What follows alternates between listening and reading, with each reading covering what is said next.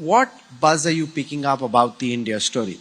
There is one narrative which says that this is India's moment and that moment is now. There's another that you've got a country that's being divided increasingly, and therefore, these negative forces will overpower any positive opportunity that stands before us.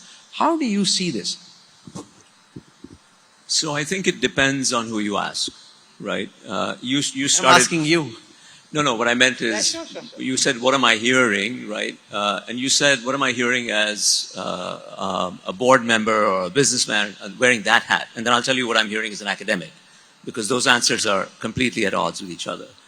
What I'm hearing in the boards is, this could be India's moment. And goodness, I hope they don't screw it up, to put it bluntly.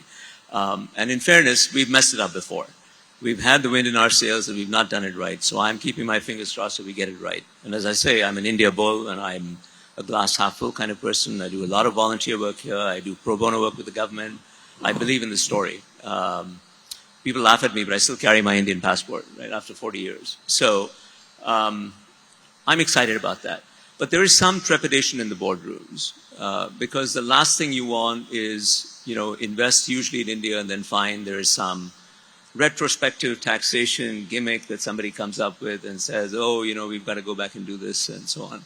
So, sanctity of policy response, stability of the environment, those are the things that promote investment. Everybody is keen to find an alternative to China. And historically, they've gone to, guess where, Vietnam and Bangladesh or places like that. But how do we get them to this time actually come to India? Again, I'm optimistic because I think the government is doing a number of things right. The digital public goods being one of them. Simplification of procedures being another to some extent, though there's still some ways to go. Promoting the India story in G20, which, our friend Amitabh Kant and others are out there doing very expertly. All that's good.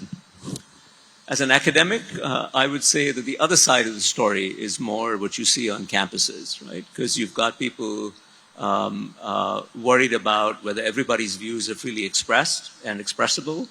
And I think that's always been one of the strengths of India. You guys have been one of the strengths of India, the media, right, in some ways.